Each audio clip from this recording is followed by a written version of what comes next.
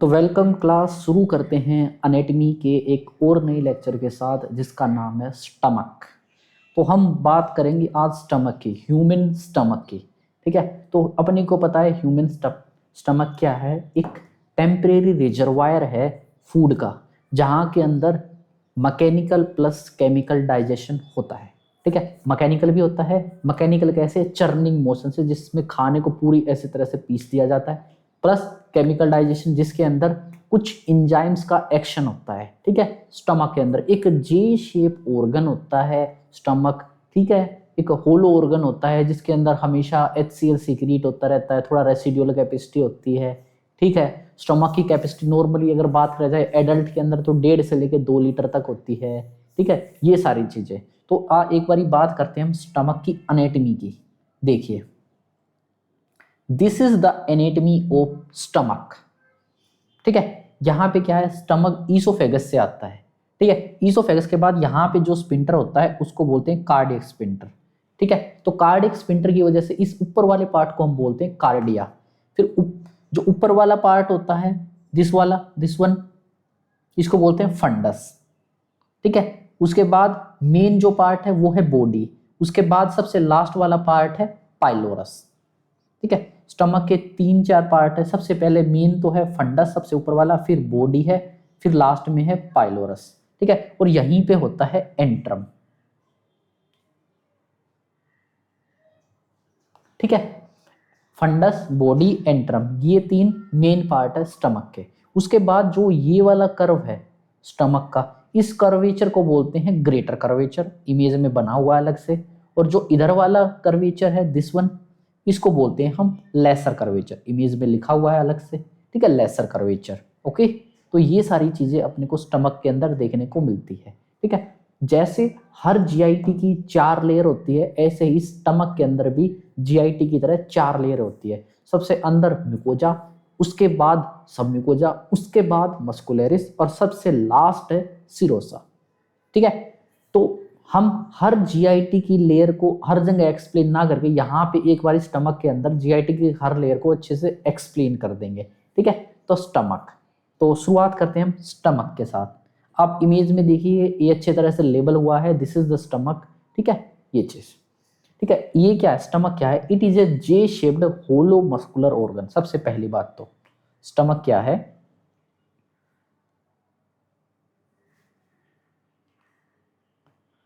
It is J shaped hollow muscular organ. एक J shape hollow muscular organ है। ठीक है, यहाँ पे अब बात करते हैं इसकी कैपेसिटी कितनी होती है। अगर मैं बात करूं, एक एडल्ट के अंदर स्टमक की कैपेसिटी होती है 1.5 से लेके 2 लीटर तक। ठीक है, एक एडल्ट का स्टमक एक टाइम के अंदर 1.5 से लेके 2 लीटर तक का खाना या लिक्विड स्टोर कर सकता है। ठीक है, लेकिन एग्जाम में एडल्ट की कैपेसिटी नहीं पूछी जाती है, एग्जाम में पूछी जाती है नियोनेट की कैपेसिटी, कि एक नियोनेट बच्चा पैदा हुआ है। ठीक है, एक बच्चा है जो नियोनेट है, उसके एब्डोमेन की क्या कैपेसिटी होगी। तो नियोनेट के अंदर करेक्ट आंसर होएगा अपना 20 ml, और इसको कीजिए आप हाईलाइट। ठीक है, नियोनेट के अंदर कैपेसिटी पूछी जाती है, 20 ml होती है नियोनेट के स्टमक की capacity on an average. Okay, अब बात करते हैं स्टमक का स्ट्रक्चर। अब बात करते हैं स्टमक का स्ट्रक्चर।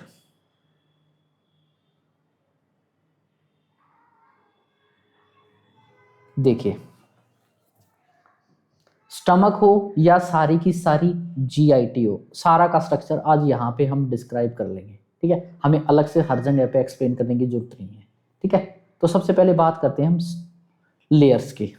तो हमेशा जीआईटी और स्टमक 4 लेयर से मिलकर बने होती है। सबसे पहले अंदर म्यूकोजा, उसके बाद सब म्यूकोजा, फिर मस्कुलर, सबसे बाहर सिरोसा। तो हम सबसे पहले बात करते हैं जीआईटी की पहली लेयर, जिसका नाम है म्यूकोजा। ये क्या है? Mucosa layer. Mucosa layer is the first layer of GIT. यहाँ पे स्टमक और पूरी जीआईटी की लेयर्स की हम बात कर रहे हैं। ठीक है, जो सारी जीआईटी के अंदर सेम ही होता है, ठीक है। स्टमक के अंदर भी सेम होता है, बस एक डिफरेंस होता है स्टमक और जीआईटी के अंदर। स्टमक के अंदर मस्कुलरिस लेयर 3 पार्ट्स के अंदर डिवाइड होती है, वहीं और जीआईटी के अंदर केवल 2 ही मसल के लेयर होती है। स्टमक के अंदर एक एक्स्ट्रा लेयर होती है क्योंकि स्टमक को करना होता है मैकेनिकल डाइजेशन, ठीक है, ये चीज। अब बात करते हैं म्यूकोजा, ठीक है। म्यूकोजा ये होती है इनर मोस्ट लेयर, सबसे पहली बात तो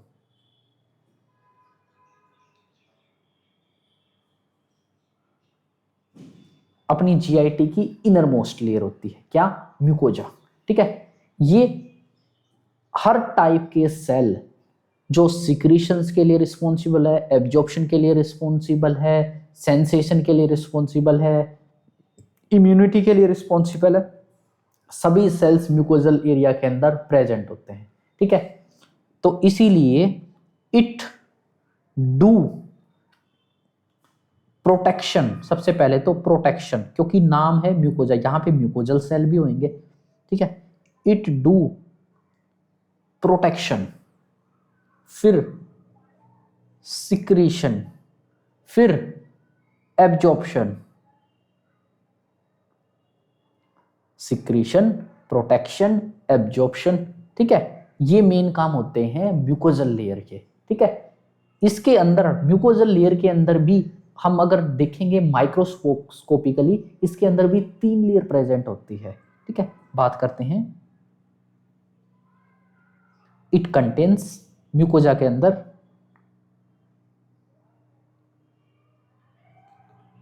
3 लेयर्स, ठीक है। म्यूकोजा के अंदर सबसे पहली बात करते हैं, म्यूकोजा के अंदर सबसे पहली लेयर वो है एपिथेलियल मेम्ब्रेन, एपिथेलियम मेम्ब्रेन, सबसे पहली लेयर है एपिथेलियम मेम्ब्रेन। ये मिलके बनी होती है कोल्यूमिनर एपिथेलियल सेल से, ठीक है। मेड अप ऑफ कोल्यूमिनर सेल हैं, ठीक है, कोल्यूमिनर एपिथेलियम है, ठीक है। एपिथेलियम मेम्ब्रेन है तो कोल्यूमिनर एपिथेलियम सेल से मिलके बनी होगी, ठीक है। Made up of columnar epithelium sales,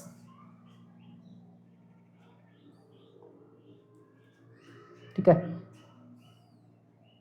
made up of columnar epithelium. और ये सबसे इनर मोस्ट होती है, म्यूकोजा का भी सबसे इनर मोस्ट, जो सबसे ज्यादा एक्सपोज रहती है कंटेंट से, एब्डोमिनल कंटेंट, जीआईटी कंटेंट्स, ठीक है। अब बात करते हैं इस लेयर का फंक्शन क्या होता है, तो भाई वही सबसे पहले तो प्रोटेक्शन, ये इंटरनल लेयर को प्रोटेक्ट करती है। उसके बाद कोई भी सिक्रीशन, चाहे वो म्यूकस हो, चाहे वो हार्मोन हो, चाहे वो डाइजेस्टिव जूस हो, चाहे वो कुछ भी हो, हर चीज का सिक्रीशन होता है एपिथेलियम मेम्ब्रेन से। उसके बाद एब्जॉर्प्शन, अब ये लेयर क्या है, एक्सपोज्ड है एब्डोमिनल कंटेंट से, तो एब्जॉर्प्शन भी इसी लेयर से होगा क्योंकि ये सबसे बाहर है, ठीक है, बाहर नहीं सॉरी सबसे अंदर है, ओके, ये चीज। उसके बाद बात करते हैं सेकंड लेयर म्यूकोजा की, जिसका नाम है लेमिना प्रोपेरा, लेमिना प्रोपेरा।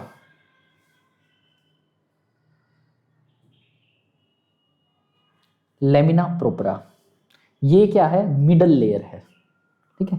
ये क्या है, एक तो मिडल लेयर है, सबसे पहली बात तो बीच की लेयर है, ठीक है। ये मिलके बनी होती है लूज कनेक्टिव टिश्यू से,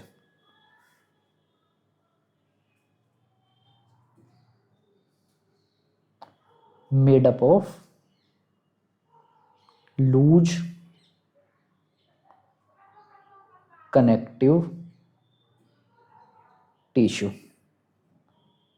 और अब बात करते हैं म्यूकोजा की सबसे बाहर वाली लेयर की तरफ, ठीक है, जो जो बिल्कुल सबम्यूकोजा से टच रहती है, ठीक है, सबम्यूकोजा से कनेक्ट होती है, ठीक है। सबसे आउटर मोस्ट लेयर ये है मस्कुलरिस म्यूकोजा,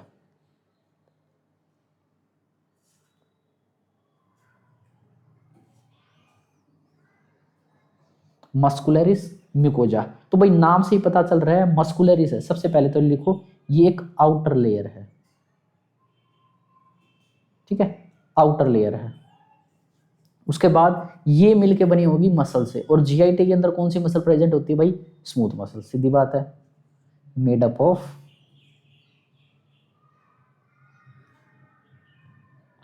स्मूथ मसल्स, ठीक है, मस्कुलरिस म्यूकोजा। तो भाई मैं क्या बात कर रहा था, म्यूकोजा लेयर, ठीक है, म्यूकोजा लेयर, म्यूकोजा की भी 3 लेयर होती है। सबसे अंदर जो फूड से एक्सपोज होती है एपिथेलियम मेम्ब्रेन, उसके बाद लेमिना प्रोपेरा, और सबसे बाहर वाली तरफ सब म्यूकोजा की तरफ वो है मस्कुलरिस म्यूकोजा, ठीक है, ये 3 लेयर होती है। ओके, अब बात करते हैं म्यूकोजा के अंदर सारे के सारे सेल्स वगैरह प्रेजेंट होते हैं, ठीक है, एक इधर भी एक लिख लेते हैं, चलो इसकी जरूरत नहीं है, ठीक है। अब बात करते हैं हम सेकेंड लेयर, सब म्यूकोजा।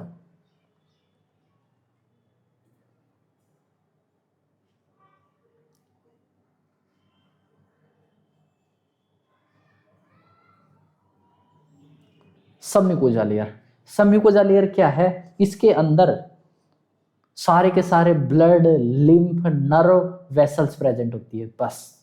इट कंटेन्स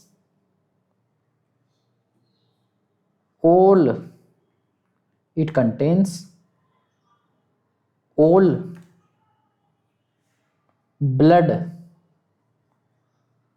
lymph और nerve vessels, ठीक है, it contains all blood, lymph and nerve vessel, वो है सब म्यूकोजा, बस। अब बात करते हैं थर्ड लेयर,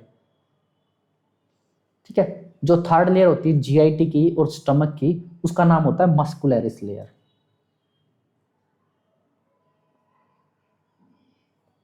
मस्कुलरिस लेयर ये मिलके बनी होती है मसल से, और मसल कौन सी जीआईटी के अंदर होती है? Smooth muscles, made up of smooth muscles.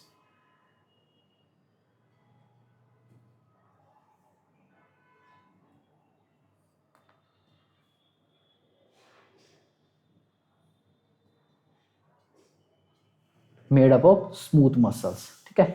पूरी जीआईटी के अंदर देखिए, जीआईटी के अंदर जहां जहां मसल लेयर है ना, वहां मसल लेयर दो टाइप की होती है, ठीक है, मसल की 2 लेयर होती है, एक होती है सर्कुलर, एक होती है लॉन्गिट्यूडनल, ठीक है। एक तो होती है पूरी जीआईटी के अंदर, ठीक है, एक तो सर्कुलर लेयर के होती है और एक लॉन्गिट्यूडनल लेयर होती है, ठीक है, सर्कुलर और लॉन्गिट्यूडनल, ठीक है। जो अंदर होती है वो सर्कुलर होती है और जो बाहर होती है वो लॉन्गिट्यूडनल होती है। एक्सेप्ट स्टमक के अंदर एक तीसरी लेयर और जुड़ जाती है जिसको बोलते हैं ओब्लिक लेयर, इसके सर्कुलर लेयर के अंदर की तरफ जुड़ जाती है ओब्लिक लेयर, ठीक है, जिसको तिरछी लेयर बोलते हैं, ठीक है, ओब्लिक, ठीक है, ये चीज बस। अब पहले बात करते हैं सारी जीआईटी की, उसके बाद एक चीज ऐड कर देंगे इसमें स्टमक के बारे में। देखिए, मस्कुलरिस लेयर होती है ना, 2 पार्ट के अंदर डिवाइड होती है पूरी जीआईटी के अंदर।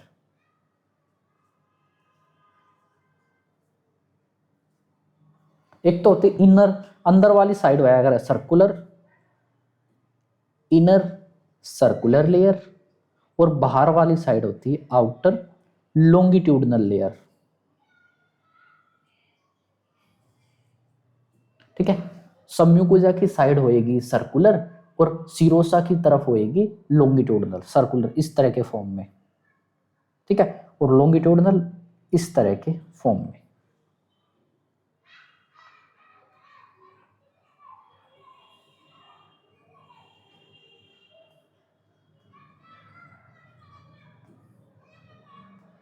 इनर सर्कुलर, आउटर लॉन्गिट्यूडनल,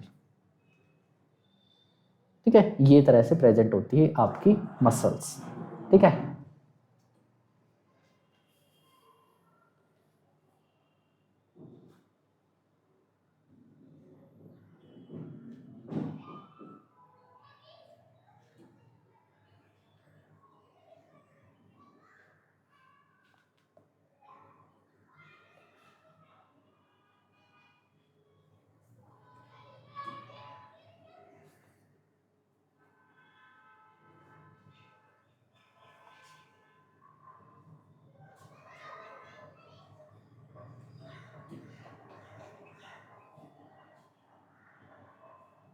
ठीक है, मैंने क्या लिखा है, पूरी जीआईटी के अंदर 2 लेयर होती है मसल्स की, लेकिन स्टमक को छोड़ के स्टमक के अंदर कितनी होती है, 3 लेयर होती है। ठीक है, स्टमक के अंदर 3 लेयर कौन सी होती है, लिख लेते हैं। इन स्टमक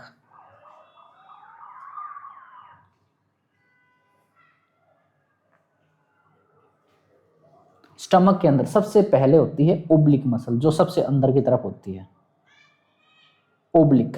ओब्लिक के बाद होती है सर्कुलर, उसके बाद सबसे बाहर होती है लॉन्गिट्यूडनल।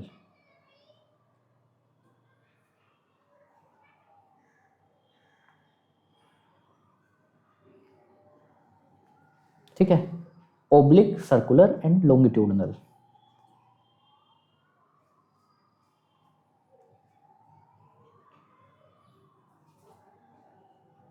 ठीक है, विच कंटेन 3 लेयर। ओके, जो सर्कुलर होती है, सर्कुलर के सामने लिख देंगे, ये होती है सर्कुलर वाली इनर, नहीं सर्कुलर होती है मिडल वाली, ओब्लिक होती है इनर, मिडल, और ये आउटर। ठीक है, सबसे अंदर ओब्लिक, उसके बाद सर्कुलर, उसके बाद लॉन्गिट्यूडनल। ठीक है, और एक खास बात मस्कुलरिस लेयर का, ठीक है, पूरी जीआईटी के अंदर जो सर्कुलर और लॉन्गिट्यूडनल लेयर होती है ना, इस मैं क्या कह रहा हूँ, जीआईटी के अंदर जो मसल लेयर होती है, मस्कुलरिस लेयर होती है, ये 2 लेयर्स होती हैं। ठीक है, अंदर की तरफ सर्कुलर होती है, बाहर की तरफ लॉन्गिट्यूडनल होती है। इन 2 सर्कुलर और लॉन्गिट्यूडनल के बीच में ना एक नर्व फाइबर का ना एक कॉम्प्लेक्स नेटवर्क होता है, जो पूरी जीआईटी के अंदर फैला हुआ होता है। इस नेटवर्क को हम बोलते हैं माइसेंट्रिक प्लेक्सस, माइसेंट्रिक प्लेक्सस, या कभी कभी ओयर बैच प्लेक्सस भी बोल देते हैं, जो रिस्पॉन्सिबल होता है पैरास्टाइलेसिस मूवमेंट के लिए। ठीक है, तो लिख लेते हैं, ये भी इंपॉर्टेंट पॉइंट है।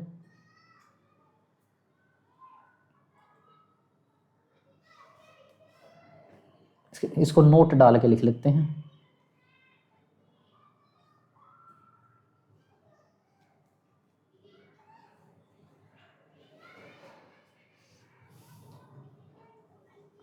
बिटवीन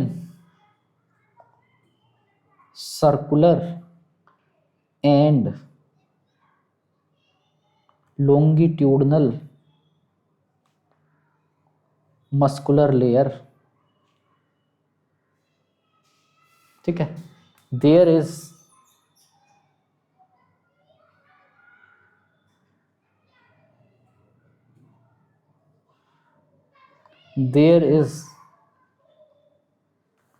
wide network of, ठीक है, wide network of nerve fibres is present.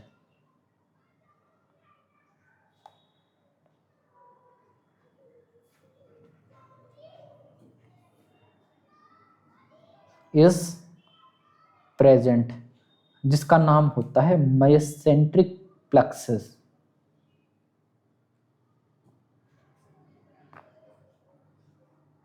या इसको एक और नाम से जाना जाता है आयरबैच प्लेक्सस, आयरबैच प्लेक्सस। ठीक है, इसको करो आप हाईलाइट।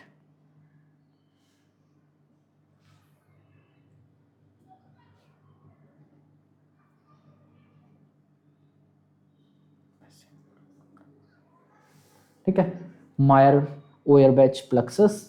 ठीक है, इसको कीजिए आप हाईलाइट। ठीक है, तो इसको कर लेंगे इंपॉर्टेंट हाईलाइट। ठीक है, अब बात करते हैं सबसे लास्ट लेयर की। मस्कुलरिस लेयर हो गई, अब लास्ट लेयर है अपनी serosa.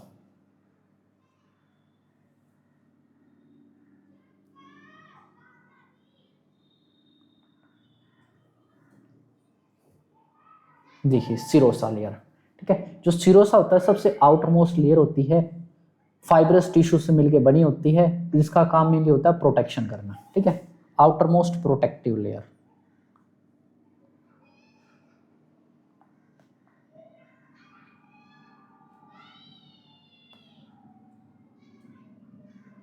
Outer most protective layer, इसको एक और नाम से जाना जाता है, ऑल्सो नोन एज एडवेंटिशिया, ठीक है, ऑल्सो नोन एज एडवेंटिशिया या आउटर लेयर, ठीक है, मेड अप ऑफ किससे, fibrous tissue, made up of fibrous connective tissue,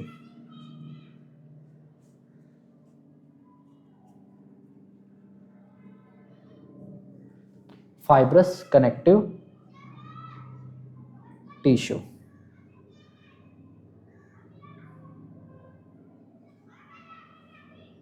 okay, तो ये है आपकी सिरोसा, ठीक है। तो मैंने क्या बढ़ाया है स्टमक के बारे में, स्टमक की भाई 4 लेयर होती है, म्यूकोजा, म्यूकोजा 3 पार्ट्स के अंदर डिवाइड होती है, सबसे अंदर की तरफ एपिथेलियम, उसके बाद फिर हमने बताया लेमिना प्रोपेरा, फिर है मस्कुलरिस म्यूकोजा, ठीक है, उसके बाद फिर मैंने बताया सब म्यूकोजा, सब म्यूकोजा के अंदर क्या होता है, सारे के सारे ब्लड, लिम्फ और नर्व वेसल प्रेजेंट होते हैं। फिर मस्कुलरिस पूरी जीआईटी के अंदर, वैसे तो मस्कुलरिस 2 लेयर के अंदर प्रेजेंट होती है, अंदर सर्कुलर बाहर लॉन्गिट्यूडनल, लेकिन स्टमक के अंदर 3 लेयर होती है, सबसे अंदर ओब्लिक, फिर सर्कुलर, फिर लॉन्गिट्यूडनल, ठीक है। सिरोसा आउटर मोस्ट लेयर होती है जिसका नाम एडवेंटिशिया होता है, जो फाइब्रस कनेक्टिव टिश्यू से मिलकर बनी होती है, ठीक है। अब बात करते हैं स्टमक की माइक्रोस्कोपिक एनाटॉमी की, ठीक है। अब बात करते हैं सेल्स इन स्टमक की।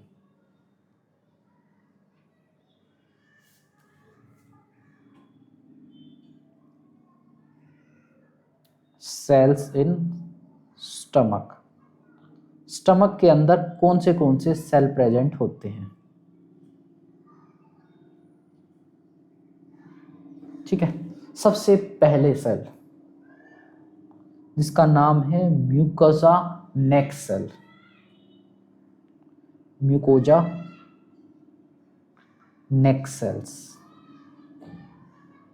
देखो स्टमक के अंदर हम देखेंगे ना, स्टमक के इंटरनल लेयर्स के अंदर, ठीक है, बहुत सारे सेल्स प्रेजेंट होते हैं, जिसके अंदर सबसे पहला सेल्स होता है म्यूकोजा नेक सेल। नाम से ही पता लगने लग रहा है म्यूकोजा है, तो ये क्या रिलीज करता होगा, म्यूकस से रिलेटेड कोई चीज रिलीज करता होगा। ये क्या करता है, लिक्विड फॉर्म में म्यूकस को रिलीज करता है, जिसको हम म्यूसिन के नाम से जाना जाते हैं, ठीक है। अब ये म्यूसिन क्या करता है, जैसे ही स्टमक के अंदर खाना आ रहा होता है ना, उस टाइम पे ये म्यूसिन क्या करती है, पूरे के पूरे स्टमक के चारों तरफ एक एक्स्ट्रा प्रोटेक्टिव लेयर बना देती है, ठीक है। ये क्या करता है, सिक्रीट म्यूसिन। म्यूसिन कुछ नहीं होता, एक लिक्विड फॉर्म में म्यूकस होता है, जो क्या करता है, खाना आने से पहले ना स्टमक के चारों तरफ, स्टमक की म्यूकोजा के चारों तरफ एक एक्स्ट्रा लेयर बना देता है, ठीक है। वो क्या, ये कौन से सेल प्रोड्यूस करते हैं, म्यूकोजा नेक सेल। अब उसके बाद सेकंड इंपॉर्टेंट सेल है, ठीक है, सेकंड सेल की बात करते हैं। सेकंड सेल का नाम है एंटीरो एंडोक्राइनल सेल्स, एंटीरो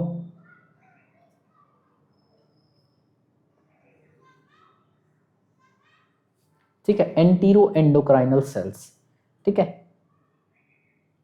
अब नाम से ही पता चलने लग रहा है एंडोक्राइनल, यानी ये पक्का कुछ ना कुछ हॉर्मोन्स को सिक्रीट करते होंगे, ठीक है। अब बात करें एंटीरो एंडोक्राइनल सेल, स्टमक में जो सेल ये प्रेजेंट होते हैं, ये कौन से हॉर्मोन्स को रिलीज करते होंगे, तो देखिए एंटीरो एंडोक्राइनल सेल्स तीन टाइप के होते हैं।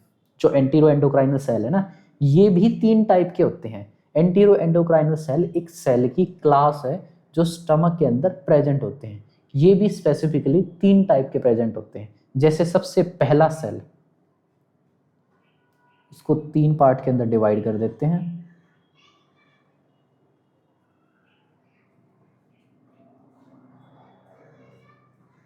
सबसे पहला सेल है ईसी सेल, ठीक है। सेकंड सेल होता है डी सेल, तीसरा होता है जी सेल,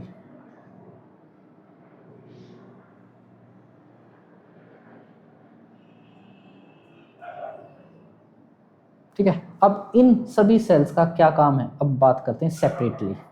जो सबसे पहले जो ईसी सेल होता है, सबसे पहले तो ईसी सेल का फुल फॉर्म लिखो।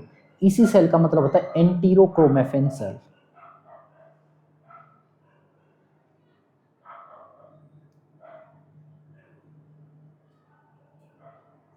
एंटीरोक्रोमेफिन सेल्स। ठीक है, जो एंटीरोक्रोमेफिन या ईसी सेल होते हैं वो रिलीज करते हैं दो हॉर्मोन्स को। ठीक है, ये क्या रिलीज करते हैं? दो हॉर्मोन्स को रिलीज करते हैं।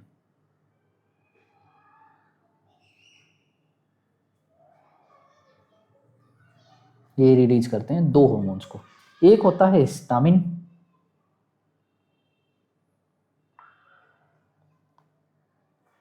एक होता है सीरोटोनिन।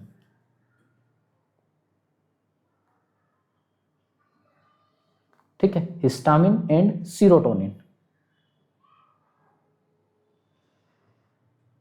ठीक है, हिस्टामिन एंड सीरोटोनिन। अब इनका काम क्या होता है? हिस्टामिन का काम क्या होता है? ये वैसोडाइलेशन करता है।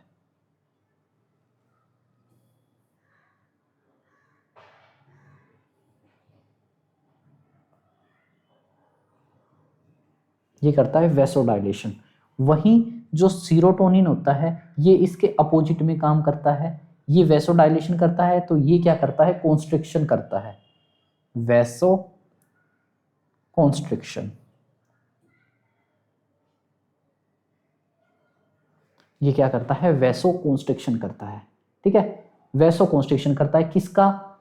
गोल ब्लैडर का, पेनक्रियाज का, और गोल ब्लैडर और मेनली पेनक्रियाज का, ताकि वहां से डाइजेस्टिव जूसेस रिलीज हो। अब बात करते हैं डी सेल का। डी सेल रिलीज करते हैं एक हार्मोन जिसका नाम होता है सोमेटोस्टेटिन। सोमेटोस्टेटिन।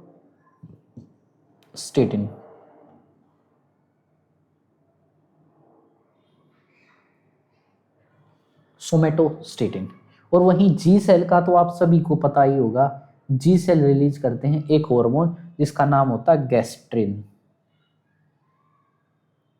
ठीक है, गैस्ट्रिन। भाई स्टमक के अंदर एक सेल होते हैं EC entero endocrinal cells. Entero endocrinal cell के भी तीन पार्ट होते हैं, EC cell, D cell, G cell. EC cell release करते हैं दो चीज, सीरोटोनिन और हिस्टामिन। डी सेल रिलीज करते हैं सोमेटोस्टेटिन। जी सेल रिलीज करते हैं गैस्ट्रिन। ठीक है, अब गैस्ट्रिन का और सोमेटोस्टेटिन का क्या काम होता है? गैस्ट्रिन, सबसे पहले गैस्ट्रिन की बात करते हैं। ये स्टिमुलेट करता है गैस्ट्रिक ग्लूकोजा को और रिलीज करवाता है क्या? Gastric secretions. ठीक है, सबसे पहले गैस्ट्रिन क्या करता है? ब्लड में जाता है। ठीक है, ये क्या करता है? गोज टू ब्लड, ब्लड के अंदर जाके उसके बाद स्टिमुलेट करता है। उसके बाद ये क्या करता है? स्टिमुलेट करता है गैस्ट्रिक जूस सिक्रीशन को।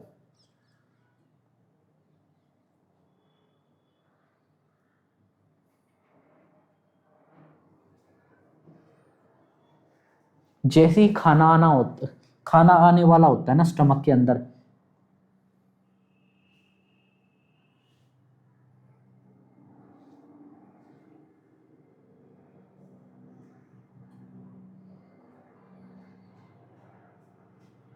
ठीक है, गोज टू ब्लड।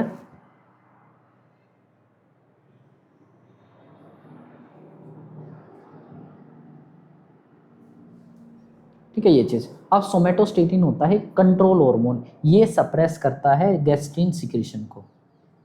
ये क्या करता है? It suppress gastrin hormone. कुछ नहीं, बस सोमेटोस्टेटिन क्या करता है? बस कंट्रोल करता है गैस्ट्रिन हार्मोन को, और कुछ भी नहीं। ठीक है, ये है तीन सेल्स। ओके, अब बात करते हैं अगला सेल।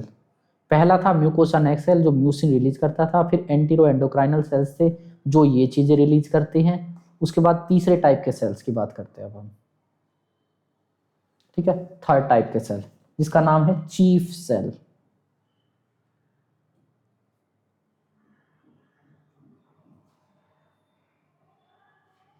काफी इंपॉर्टेंट सेल है। चीफ मतलब मेन सेल है, तो इनका मेन फंक्शन है एक तो ये पेप्सिनोजन एंजाइम रिलीज करते हैं। ठीक है, और एक ये गैस्ट्रिक लाइपेज एंजाइम रिलीज करते हैं।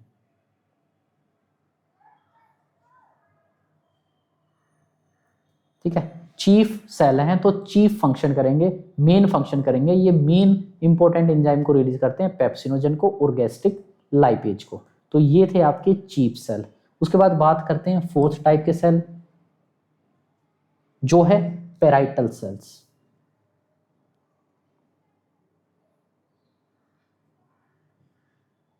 जिनका काम क्या होता है, ये रिलीज करते हैं सबसे पहले तो HCl, hydrochloric acid in stomach. साथ के साथ ये रिलीज करते intrinsic factor.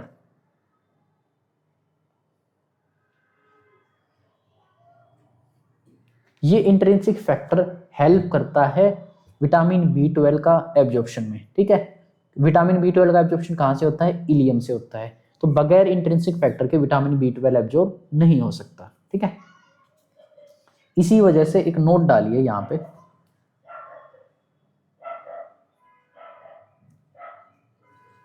In case of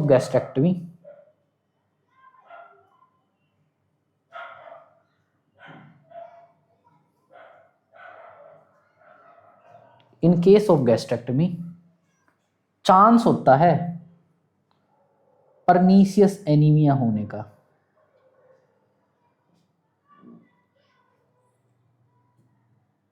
pernicious anaemia होने का चांसेस होता है। क्यों? क्योंकि भाई इंट्रिंसिक फैक्टर नहीं होएगा तो विटामिन B12 एब्जॉर्ब कहाँ से होएगा, और विटामिन B12 के एब्जॉर्ब की शॉर्टेज की वजह से एक एनीमिया होता है जिसको बोलते हैं परनीशियस एनीमिया। ठीक है, और सेकंड, एक तो परनीशियस एनीमिया हो जाता है, ठीक है, और दूसरा एक और एनीमिया होता है iron deficiency anaemia. Iron deficiency anaemia. अभी आयरन डेफिशिएंसी एनीमिया क्यों होता है? क्योंकि स्टमक नहीं होएगा तो स्टमक के अंदर पेराइटल सेल्स नहीं होंगे, पेराइटल सेल्स नहीं होंगे तो HCl रिलीज नहीं होगा, और HCl ही तो रिस्पॉन्सिबल है Fe3+ को Fe2+ में कन्वर्ट होने के लिए। ठीक है, बगैर HCl के Fe3+ Fe2+ के अंदर कन्वर्ट नहीं होएगा, जिससे जो आयरन है वो एब्जॉर्ब नहीं होएगा और आयरन की डेफिशिएंसी हो जाएगी, उससे एनीमिया हो जाएगा। ठीक है, ओके। ठीक है, in case of gastrectomy pernicious anaemia और आयरन डेफिशिएंसी होएगा। ठीक है, और HCl का एक काम और भी होता है। HCl क्या करता है, पेप्सिनोजन को, जो पेप्सिनोजन है ना, जिसके पीछे भी जन लग गया, GEN, यानी वो इनएक्टिवेट फॉर्म में है। अब ये एंजाइम प्रेजेंट होएगी भी कोई फायदा नहीं जब तक ये एक्टिवेट नहीं होती। इसको एक्टिवेट होने के लिए, एक्टिवेट यानी ये पेप्सिन बन गई, अगर ये पेप्सिन बन गई तो ये एक्टिवेट हो गई। इसको एक ही चीज की जरूरत होती है, HCl के, हाइड्रोक्लोरिक एसिड के। ठीक है, हाइड्रोक्लोरिक एसिड की प्रेजेंस में ही पेप्सिनोजन पेप्सिन में कन्वर्ट होती है। ठीक है, तो ये चीज, ये थे सेल ऑफ स्टमक।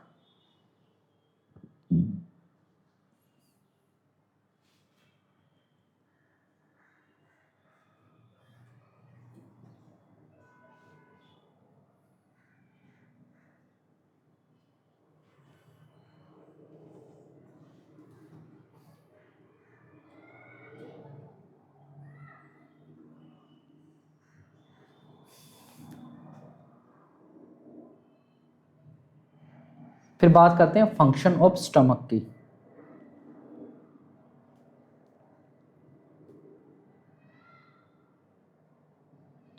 स्टमक के क्या क्या फंक्शन है, देखिए। फंक्शन ऑफ स्टमक, सबसे पहले तो स्टमक क्या है, एक टेम्परेरी रिजर्वायर है फूड का। ठीक है, क्या फंक्शन है पहला तो, ये क्या है, एक टेम्पोरेरी रिजर्वायर है of food. It is A temporary reservoir of food. क्या है, एक टेम्परेरी रिजर्वायर है खाने का। सेकंड, क्योंकि खाना है, टेम्परेरी रिजर्वायर मतलब हमने खाना मुंह के अंदर डाला, रोटी है, रोटी का टुकड़ा डाला, चबाया और सीधा निगल लिया तो सीधा इंटेस्टाइन में जाके एब्जॉर्ब नहीं हो सकता। पहले वो थोड़े टाइम के लिए स्टमक में रहेगा, स्टमक के अंदर मैकेनिकली और केमिकली डाइजेस्ट होएगा और स्लोली GIT के अंदर आगे बढ़ेगा। ठीक है, तो इस तरह से stomach is act as a temporary reservoir of food. उसके बाद डाइजेस्टिव फंक्शन, स्टमक हेल्प करता है डाइजेशन में। कैसे डाइजेशन में? ठीक है, दो टाइप से डाइजेशन में, एक मैकेनिकल डाइजेशन, एक केमिकल डाइजेशन। ठीक है, स्टमक क्या करता है? हेल्प करता है मैकेनिकल और केमिकल डाइजेशन में। ठीक है, केमिकल डाइजेशन कैसे? स्टमक के अंदर एंजाइम रिलीज होती है, गैस्ट्रिक लाइपेज और पेप्सिनोजन। ठीक है, सेकंड मैकेनिकल कैसे? स्टमक के अंदर चर्निंग मोशन चलते हैं, जिससे खाना क्या होता है, छोटे छोटे पार्ट्स के अंदर डिवाइड हो जाता है। मैकेनिकल और केमिकल डाइजेशन में हेल्प करता है स्टमक। ठीक है, उसके बाद तीसरा है एब्जॉर्प्शन।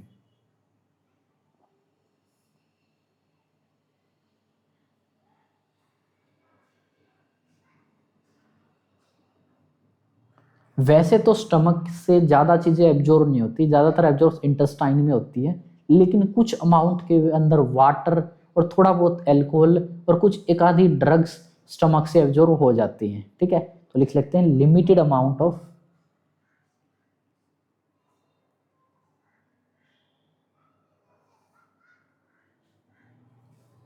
वाटर और थोड़ा बहुत एल्कोहल, ये ज़्यादातर थोड़ा बहुत एब्जॉर्ब हो जाते हैं स्टमक के अंदर। उसके बाद बात करते हैं फोर्थ फंक्शन, डिफेंस। स्टमक के अंदर स्ट्रोंग एसिड होता है। कई बार क्या होता है, हम ऐसा खाना खा लेते हैं जो अनहेल्दी होता है, जिसके अंदर कुछ बैक्टीरिया पैथोजेंस वगैरह प्रेजेंट होते हैं। तो वो जब खाना जब स्टमक के अंदर पहुंचता है तो 1 से 3 pH वाला एसिड उसको हिट करता है, उसको टच करता है, तो उससे सारा बैक्टीरिया सब कुछ डिस्ट्रॉय हो जाते हैं। ठीक है, तो इस तरह से स्टमक क्या करता है, डिफेंस में हेल्प करता है। डिफेंस, ठीक है, बाई HCl की मदद से डिफेंस में हेल्प करता है HCl के द्वारा। ठीक है, बाई HCl। ठीक है, जो भी माइक्रोब्स स्टमक में आएंगे खाने के अंदर, उस सभी को डिस्ट्रॉय कर देगा HCl। उसके बाद फिफ्थ, इंट्रिंसिक फैक्टर। स्टमक के अंदर कुछ सेल होते हैं पैराइटल के नाम से, वो इंट्रिंसिक फैक्टर प्रोवाइड करते हैं जो विटामिन B12 के एब्जॉर्प्शन के लिए यूजफुल होते हैं। ठीक है, तो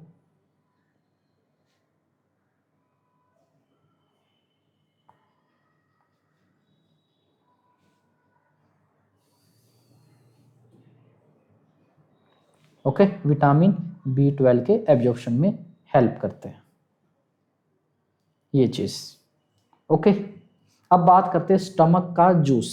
ठीक है, स्टमक कुछ डाइजेस्टिव जूस रिलीज करता है। ठीक है, now we talk about the digestive juice which is secreted by stomach.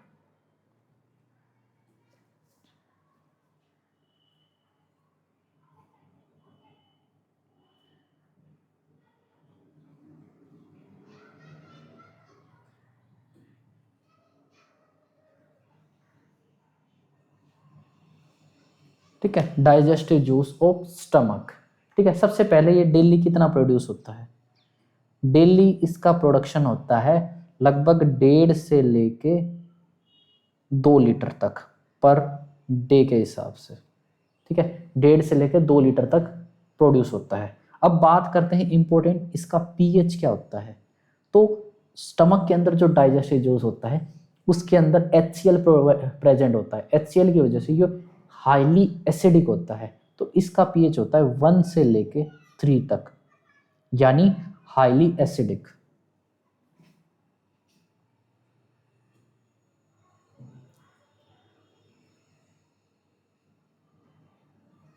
Highly acidic होता है। ठीक है, 1 से 3 pH होता है।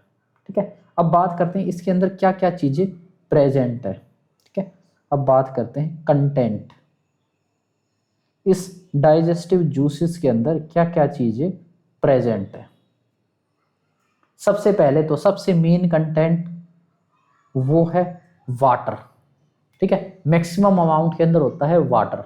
उसके बाद फिर प्रेजेंट होता है HCl, हाइड्रोक्लोरिक एसिड, जो स्टमक के गैस्ट्रिक जूस को गैस्ट्रिक जूस, या इसको बोल देते हैं, इधर लिख लेते हैं गैस्ट्रिक जूस,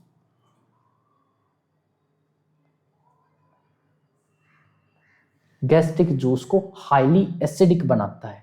ठीक है, क्या है? HCl। ठीक है, HCl का काम क्या होता है? एक तो सबसे पहले it make juice highly acidic. ठीक है, हाईली एसिडिक बनाता है, जिससे डिफेंस में हेल्प मिलती है, जिससे पेप्सिनोजन पेप्सिन में कन्वर्ट हो जाती है, जिससे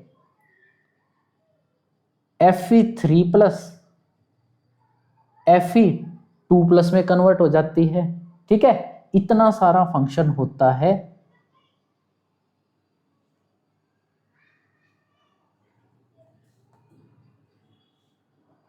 ठीक है, इतना सारा फंक्शन होता है HCl का। ठीक है, उसके बाद और क्या कंटेंट होते हैं? HCl हो गया, फिर बात करते हैं और कंटेंट, जैसे स्टमक के अंदर होती है कुछ इंजाइम्स। ठीक है, स्टमक के अंदर होती है कुछ इंजाइम्स, स्टमक के गैस्ट्रिक जूस के अंदर होती है कुछ इंजाइम्स, जैसे सबसे पहला तो एक इंजाइम पेप्सिनोजन, और दूसरी दूसरी कौन सी एंजाइम है? Gastric lipase. एक पेप्सिनोजन होगी, एक गैस्ट्रिक लाइपेज होगी। जो पेप्सिनोजन होती है, ये क्या करती है? प्रोटीन डाइजेशन में हेल्प करती है। वहीं जो दूसरी गैस्ट्रिक लाइपेज, ये लिपिड या फैट के डाइजेशन में हेल्प करती है।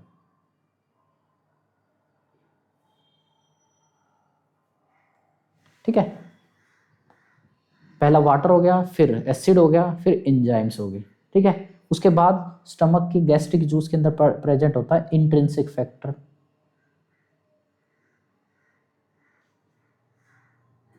हाँ जी, इंट्रिंसिक फैक्टर भी प्रेजेंट होता है। ठीक है, स्टमक के गैस्ट्रिक जूस के अंदर प्रेजेंट होता है म्यूकस, ताकि एसिडिटी से प्रिवेंट किया जाए स्टमक की लेयर को। म्यूकस भी प्रेजेंट होता है। ये क्या करता है? इट प्रिवेंट मैकेनिकल इंजरी, जो एसिड के द्वारा हो सकती है। इट प्रिवेंट मैकेनिकल इंजरी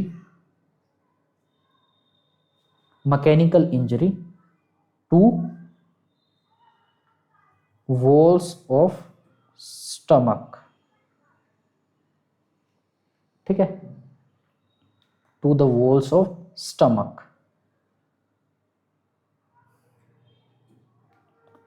ठीक है, स्टमक की वॉल्स को मैकेनिकल इंजरी से बचाता है। ठीक है, ये चीजें। और क्या क्या? और बहुत सारे आयंस होती हैं, आयंस एंड इलेक्ट्रोलाइट्स होते हैं।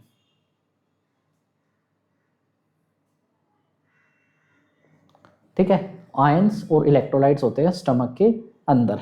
ठीक है, अब बात करते हैं स्टमक की जो गैस्ट्रिक जूस की सिक्रीशन सबसे ज़्यादा कब होती है। तो जो गैस्ट्रिक जूस का सिक्रीशन पीक पे होता है ना, वो खाना खाने के 1 घंटे बाद होता है। ठीक है, तो इसके अंदर लिख लेते हैं।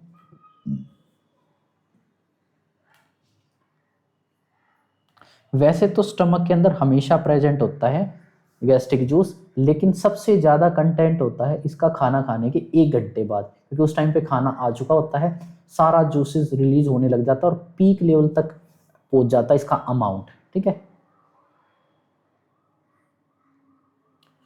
Peak amount of gastric juice is seen 1 hour after मील।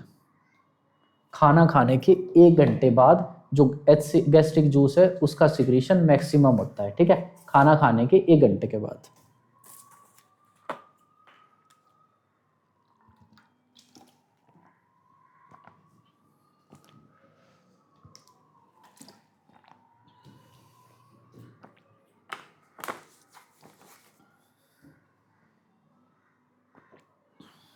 ठीक है, अब एक छोटा सा, वैसे तो इसके अंदर है नहीं, लेकिन एक छोटा सा टॉपिक इसके अंदर देख लेते हैं एंजाइम्स के बारे में, ठीक है। जो एंजाइम्स थे उनको थोड़ा सा हम ना डिस्क्राइब कर लेते हैं, थोड़ा सा एक्सप्लेन कर लेते हैं। एंजाइम्स इन गैस्ट्रिक जूस, कौन सी एंजाइम थी? एक तो थी पेप्सिनोजन और दूसरी क्या थी? Gastric lipase. सबसे पहले बात करते हैं पेप्सिनोजन एंजाइम की। देखो पेप्सिनोजन क्या है, किसके लिए यूज होती है? सबसे पहले तो ये प्रोटीन के डाइजेशन में हेल्प करती है। सबसे पहली बात, पेप्सिनोजन की तरह OGEN लगे है, यानी ये क्या है, एक इनएक्टिवेट फॉर्म में है। इसको एक्टिवेट करने के लिए क्या चीज चाहिए? HCl चाहिए, ठीक है। ये क्या करती है? सबसे पहले तो it convert into pepsin,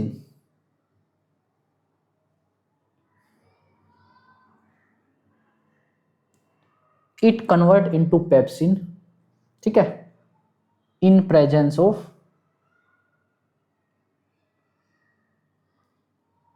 HCl। जैसे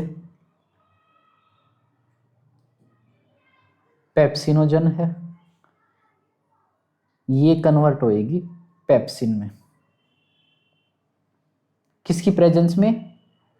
HCl की प्रेजेंस में। ये पेप्सिनोजन कैसी है? इनएक्टिव। अब ये कुछ काम नहीं करे, इनएक्टिव फॉर्म में है। ये क्या है? एक्टिव फॉर्म में, ठीक है। काम कभी करेगी? काम तब करेगी जब ये एक्टिव फॉर्म में हो। इनएक्टिव फॉर्म में वो इनएक्टिवेट पड़ी है, कोई काम नहीं कर रही है, ठीक है। उसके बाद बात करती हैं सेकंड एंजाइम की।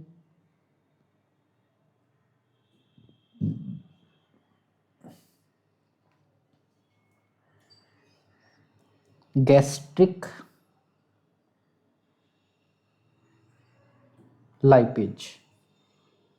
देखिए गैस्ट्रिक लाइपेज के बारे में, लाइपेज यानी लिपोलाइटिक एंजाइम, यानी लिपिड को, यानी फैट को डाइजेस्ट करने वाली एंजाइम, ठीक है। ये क्या है? तो सबसे पहले तो ये एक वीक लिपोलाइटिक एंजाइम है। ये मैंने इसको वीक क्यों कहा, अभी देखते हैं, ठीक है। एक वीक लिपोलाइटिक एंजाइम है। लिपोलाइटिक एंजाइम यानी फैट को डाइजेस्ट करने वाली एंजाइम, ठीक है। ये किसके द्वारा रिलीज हुई थी? सबसे पहले तो कौन से सेल के द्वारा? सिक्रेटेड बाय, कौन से सेल्स थे? Parietal cells. Parietal cells of stomach से रिलीज होती है कौन सी enzyme? Gastric lipase, secreted by parietal cells. अब ये वीक क्यों है? ठीक है, क्योंकि इसका मेन फंक्शन होता है, ये मेनली प्रेजेंट होती है चिल्ड्रन के अंदर, ठीक है। हाँ, एडल्ट के अंदर भी प्रेजेंट होती है, एडल्ट के अंदर भी इसका काम होता है, लेकिन एडल्ट के अंदर ऐसा कहा जाता है कि केवल 10 to 30% फैट को ही ये डाइजेस्ट कर पाती है, बाकी का काम करती है अपनी पेनक्रियाज वाली एंजाइम्स, ठीक है। ये क्या करती है इन एडल्ट्स, ठीक है। लेकिन ये नहीं कि वीक है तो काम ही नहीं करती, भाई 10 से 30% फैट अभी भी ये डाइजेस्ट कर रही है, ये भी बहुत बड़ा काम है। It in adults it digest 10 से लेके 30% ऑफ फैट, ठीक है। एडल्ट्स के अंदर 10 से 30% का फैट को डाइजेस्ट करती है गैस्ट्रिक लाइपेज एंजाइम, ठीक है। Chief cell it secrete by chief cell या पेराइटल सेल, ठीक है, गलत लिख दिया, पेराइटल सेल्स, ठीक है, ठीक है, ये चीज ओके। तो ये था आपका गैस्ट्रिक लाइपेज। चलो, thank you for the class.